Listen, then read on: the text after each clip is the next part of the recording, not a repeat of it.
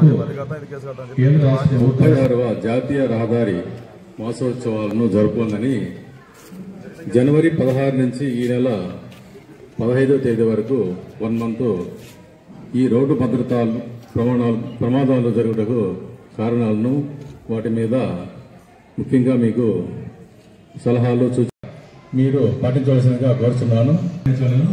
ఖచ్చితంగా హెల్మెట్ ధరించాలి.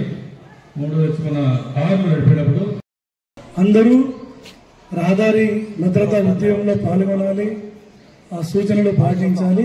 అవన్నిటినీ కూడా పాటిస్తూ సంవత్సరాంతం మనం మననం చేసుకుంటూ ప్రమాదాలు నివారించాలని జనవరి 16, 2025 నుంచి 15 ఫిబ్రవరి 2025 వరకు మనం ఈ రోడ్డు భద్రతా మాసోత్సవాలు ప్రతి చోట మన జ్యూరిడిక్షన్లో అందరికీ పిల్లలకు ఎందుకంటే చిన్న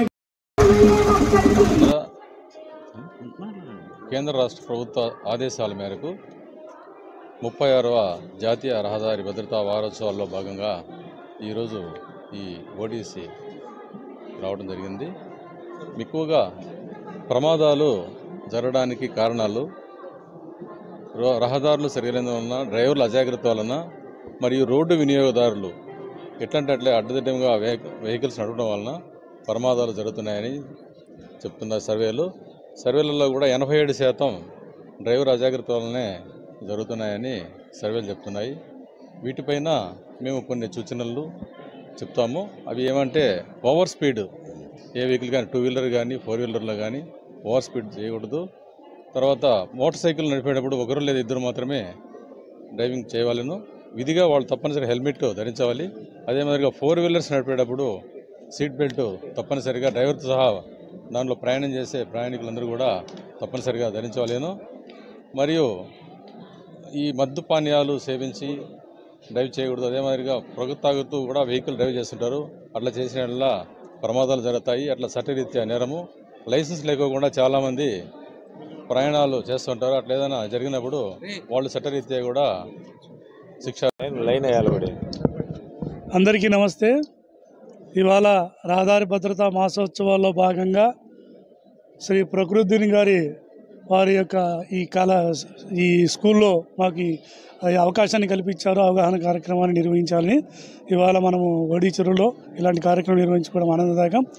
ఈ రహదారి భద్రతా మాసోత్సవాల్లో మనము అందరికీ కూడా సూచనలు పాటించాలని కోరుకుంటూ ప్రమాదాలు నివారించాలని కోరుకుంటున్నాం.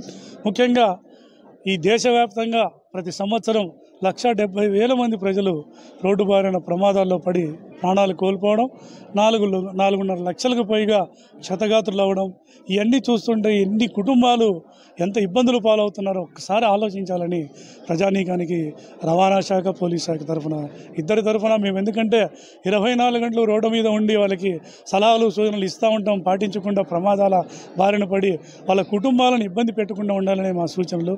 అలాగే ఒక కుటుంబం రోడ్డున ఒక ప్రమాదంలో ఒక కుటుంబ వ్యక్తి బాధపడితే అతని యొక్క బాధ్యతను ఎవరు తీసుకుంటారు, వాళ్ళ పిల్లల్ని ఎవరు పోషిస్తారనేది ఆలోచించి జాగ్రత్తలు తీసుకొని డ్రైవింగ్ చేయాలని, ముఖ్యంగా ఈ తల్లిదండ్రులు వయసు నిండని పిల్లల చేత డ్రైవింగ్ అలో చేసేసి వాళ్ళని ఏదైనా పొరపాటున వాళ్ళకి ప్రమాదం జరిగి కాలో చెయ్యో విరిగితే 3 నెలలు స్కూళ్ళు లేకుండా ఉండాల్సి వస్తుంది.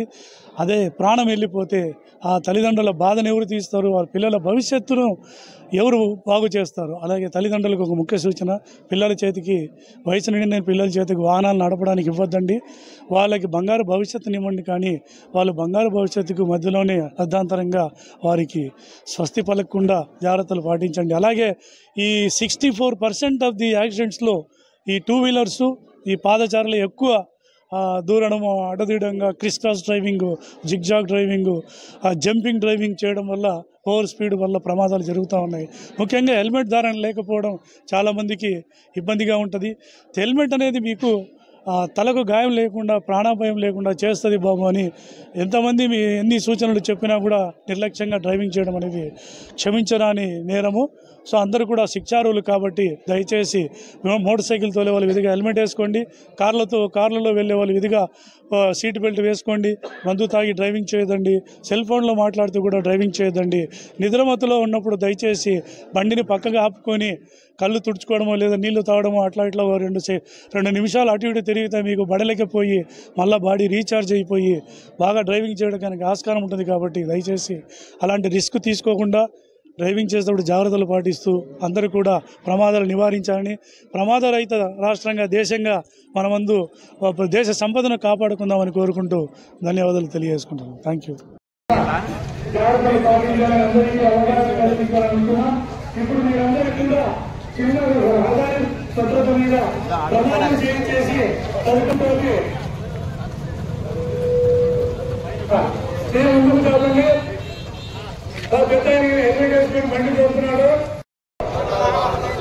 పొందుపరిచిన రోడ్డు నియమ నిబంధనలను పాటిస్తారని, అతిక్రమించాలని, ఇతరులకు తెలియజేస్తారని, రోడ్డు వినియోగదారులను గౌరవిస్తారని, రోడ్డు ప్రమాదాలు జరగకుండా నా కర్తవ్యాన్ని శ్రద్ధతో అంతఃకరణ శుద్ధితో నిర్వహిస్తారని, రోడ్డుపై ప్రయాణించేటప్పుడు ట్రాఫిక్ నియమాలను ఉల్లంఘన కానీ ప్రేరేపించడం కానీ లేకుండా ప్రజలందరూ మన రోడ్లపై సురక్షితంగా ప్రయాణం చేయడానికి సహకరిస్తారని దైవ సాక్షిగా ప్రమాణం చేస్తున్నాము.